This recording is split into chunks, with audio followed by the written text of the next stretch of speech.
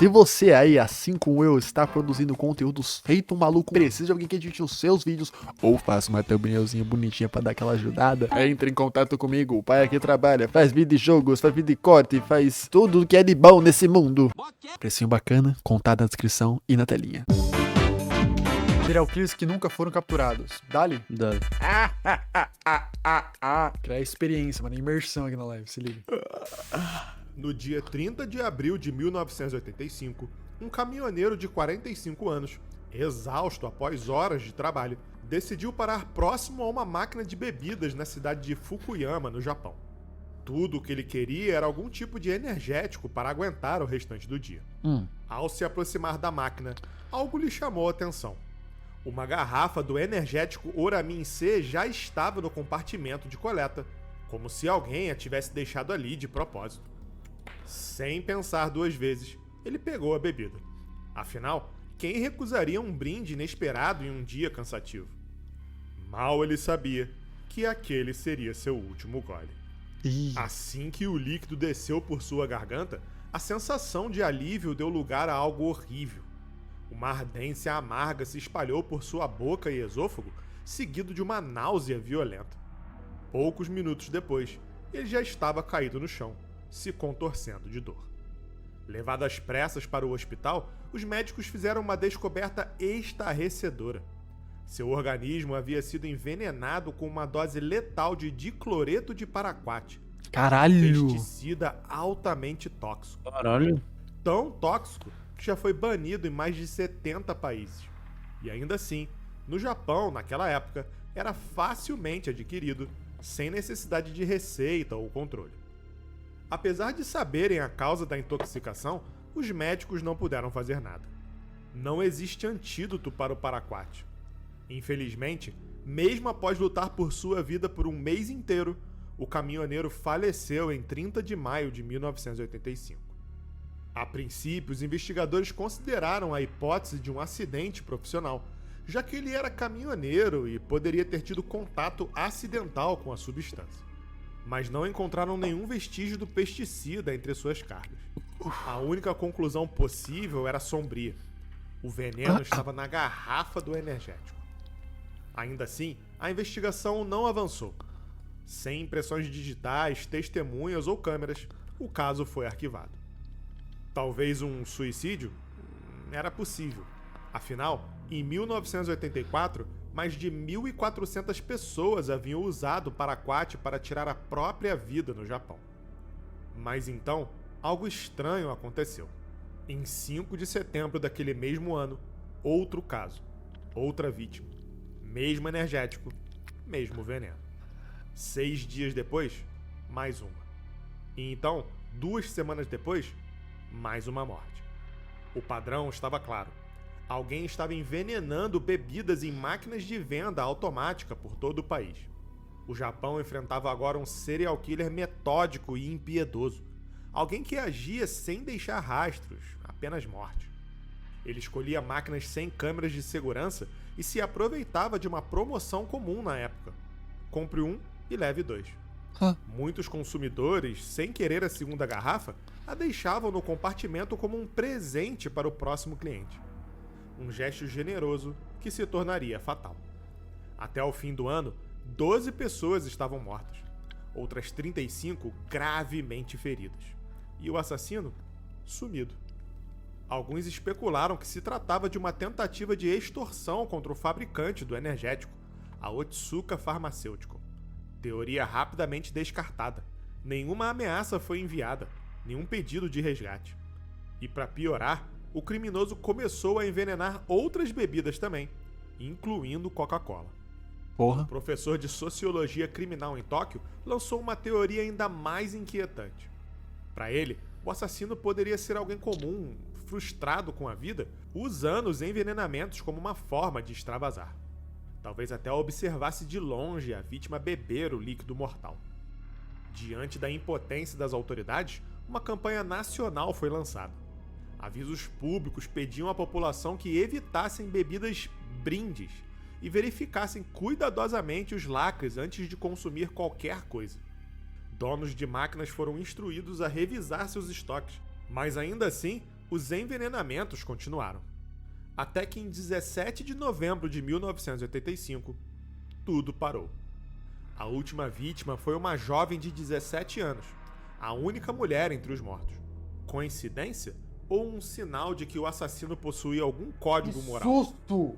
Nunca saberemos. Puta que pariu, Alice. Caralho. Que susto da porra. Acho que ela tava enfiada no guarda-roupa e saiu assim. O cara quase se borrou. Gelei, já. Ai, que ódio, cara. O caso foi encerrado sem culpados. Esses gráficos em Kojima. Meu Deus do céu, Kojima. O que Visões. foi que você fez? O assassino da máquina de refrigerante jamais foi identificado. Um dos mistérios mais sombrios e sem solução da história criminal japonesa. Que pique, hein, viado? Oi, tudo bem? Eu sou o Rafa, a voz por trás do Arquivo Obscuro. Se você tá curtindo esse tipo de conteúdo, deixe seu like, se inscreva no canal e não esquece de ativar o sininho das notificações. Assim você não perde nada do que eu tô postando por aqui e, de quebra, me ajuda a continuar arquivando relatos de crimes reais, eventos sobrenaturais e outras histórias impressionantes. Dito isso, de volta pro vídeo. Sabe o que é mais assustador nessa história? Ele tem um mic lapela da DJI e tá usando áudio da câmera. Pra que, mano, então a porra da lapela ali?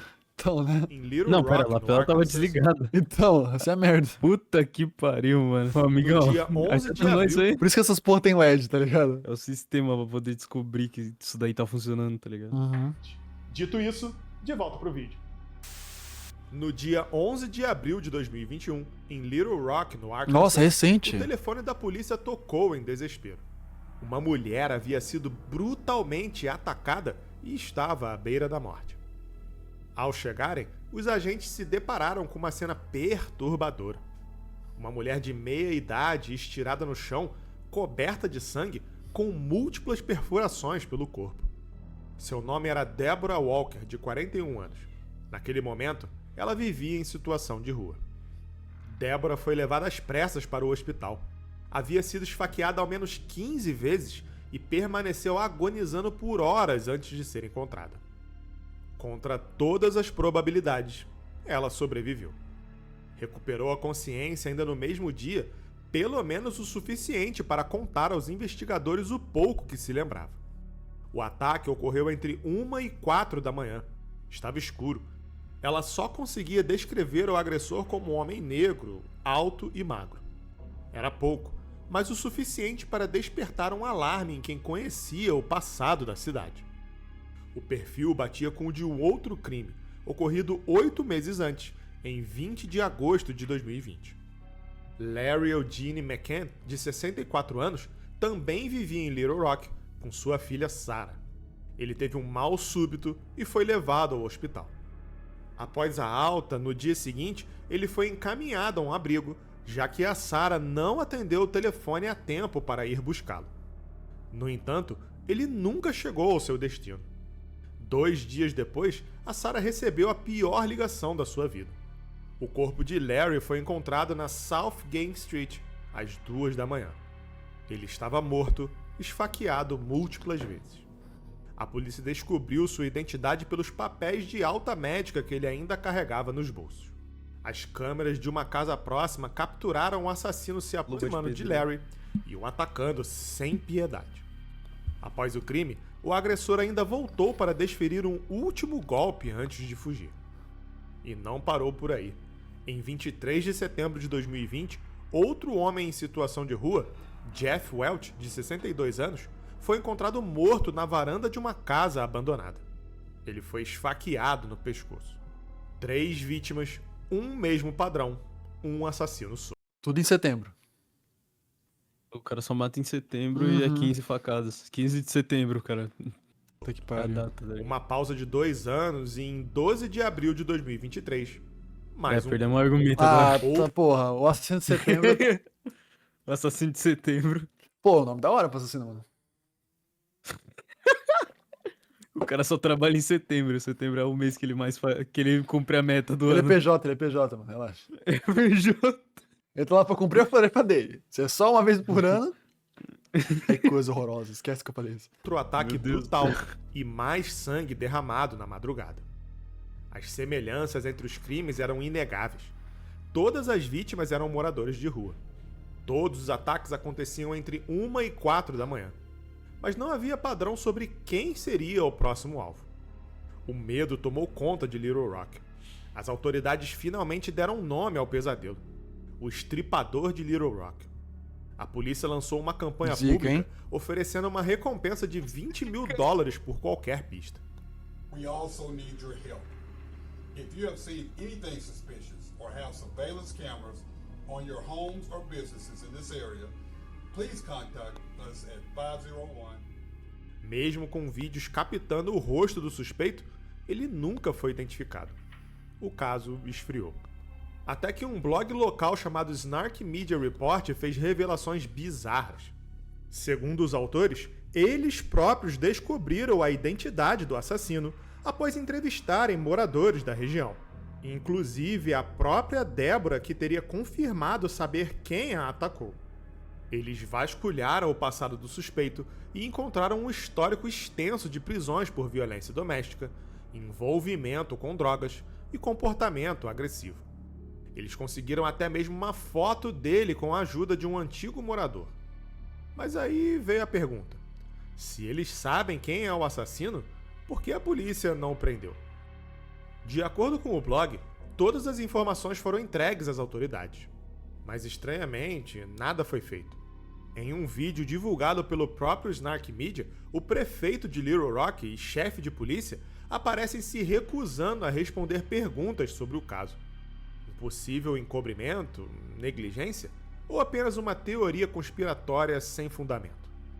O problema é que muito do que o blog publicou confere com os dados oficiais liberados pela polícia, com uma única diferença: a idade do suspeito. Enquanto as autoridades acreditam que o assassino tenha por volta de 20 anos, os jornalistas afirmam que ele tem 46. No fim, tudo permanece envolto em dúvidas. O estripador de Little Rock segue foragido. E pior, pode estar à espreita esperando pela próxima vítima.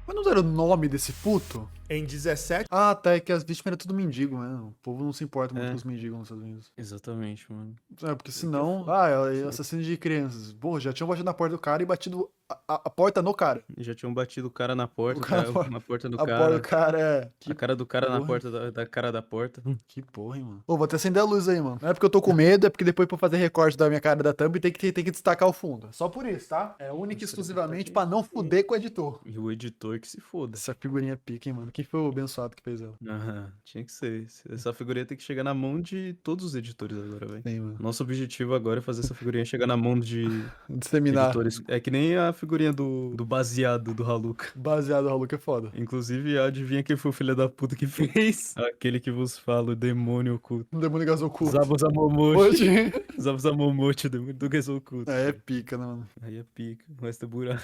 Em 1997, em Manhattan, Nova York, um homem chamado Patrick Manill, de 21 anos, estudante universitário, saiu com os amigos para beber no bar Dapper Dog.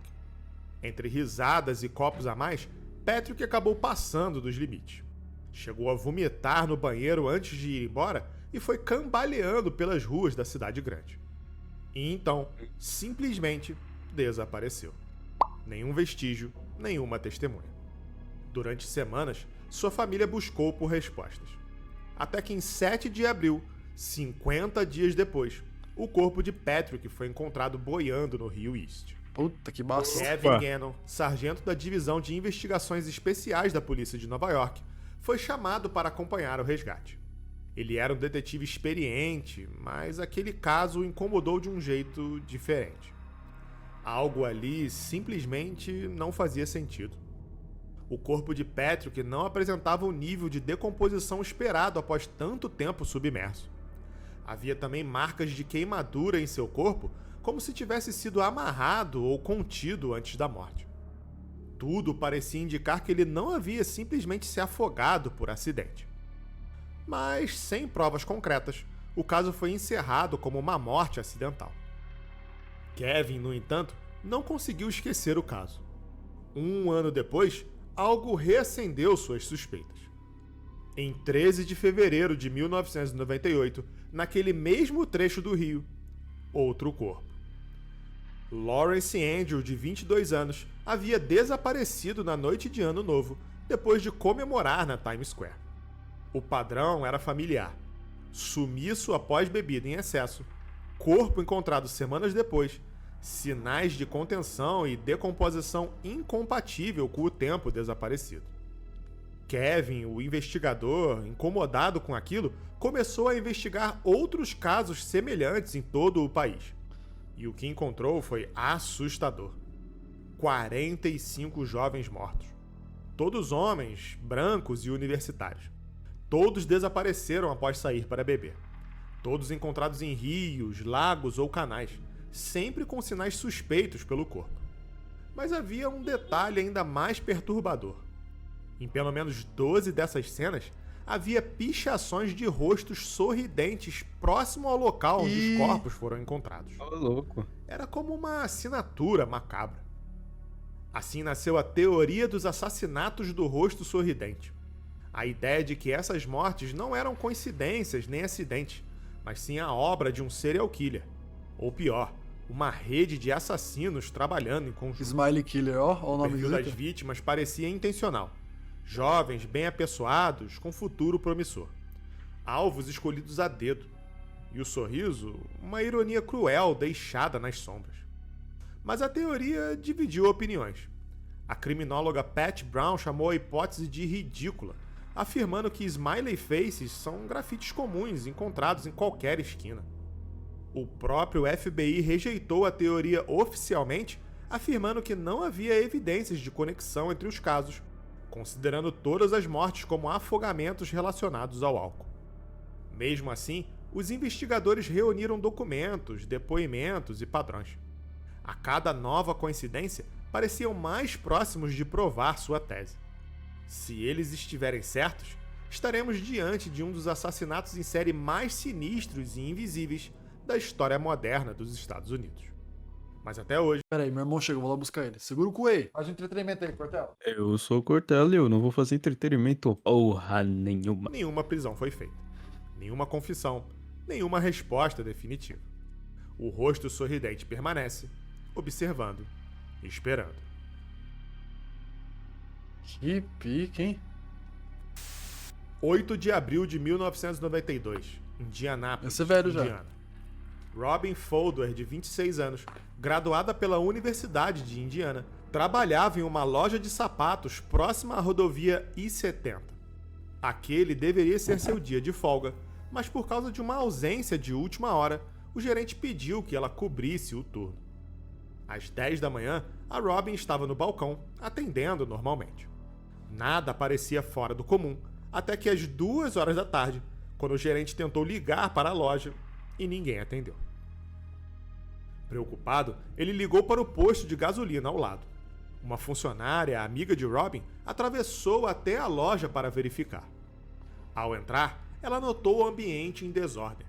Sapatos fora do lugar, caixa registradora aberta e sem dinheiro. Mas a Robin não estava à vista. A funcionária chamou, mas não obteve nenhuma resposta. Instantes depois, ela ligou para a polícia. Quando os agentes chegaram, eles encontraram a Robin no escritório dos fundos. Ela estava morta, havia sido baleada. Naquele momento, tudo parecia apontar para um assalto que deu errado. Mas o que viria a seguir mudaria tudo. No dia 11 de abril de 1992, 3 dias após o assassinato de Robin, 2 funcionárias de uma loja de vestidos de noiva foram executadas da mesma forma em Wichita, no Kansas. Patricia Smith, de 23 anos, e Patricia Magers, de 32, estavam esperando um cliente para retirar um vestido após o expediente, quando um homem entrou e as levou para os fundos. Lá, ele as executou com tiros na nuca. Na saída, o assassino deu de cara com o cliente que as mulheres aguardavam. Apontou a arma para ele e ordenou que entrasse. O homem, em pânico, correu e sobreviveu. Foi ele quem ajudou a polícia a fazer um retrato falando. Você, parado. No fuga logo em seguida, tá ligado? Minha gata quase derrubou minha câmera aquela hora. Lado do criminoso. Ainda assim, o caso seguiu sem solução. Em maio de 1992, 3 novas vítimas. Todos os crimes tinham o mesmo padrão: pequenas lojas, vítimas femininas, sempre à beira da rodovia principal. As autoridades agora não estavam certas. Um serial killer estava em ação. Mas então, ele desapareceu e surgiu no ano seguinte, em 1993, no Texas. 3 novos assassinatos aconteceram às margens da rodovia. A arma havia mudado, mas o padrão permanecia. Uma das vítimas, uma mulher chamada Vicky Webb, sobreviveu mesmo após levar um tiro no pescoço. Sua recuperação foi milagrosa. Se o assassino fosse pego, o testemunho de Vicky poderia ser a chave para condená-lo. Mas isso nunca aconteceu. Décadas se passaram e o caso esfriou. Até 2021, quando uma nova pista reacendeu a esperança. As autoridades divulgaram imagens de uma câmera de segurança captando um assassinato ocorrido em 2001. O suspeito se parecia incrivelmente com os relatos do assassino da rodovia I-70 em Indiana. Mesma altura, mesma expressão. Um fantasma do passado retornando à superfície. Seria o mesmo homem? Talvez. Ou com essa gravação de batata, eles acharam que era alguém? Que porra é essa? Cara, é bom, mano. Mas ele ainda está solto. O assassino da rodovia I-70 continua foragido. Sumido nas rodovias que cortam o coração dos Estados Unidos. Um predador metódico, silencioso, que pode ter feito apenas uma pausa. E enquanto não for capturado, a estrada continua sendo um território livre para ele. Puta que pariu.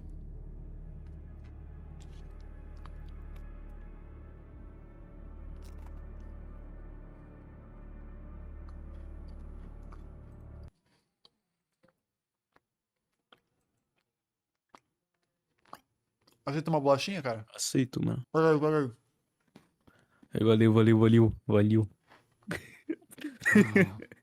Imersão, game. Seria foda se eu começasse a fazer um barulho de bolacha. Croque. Croque.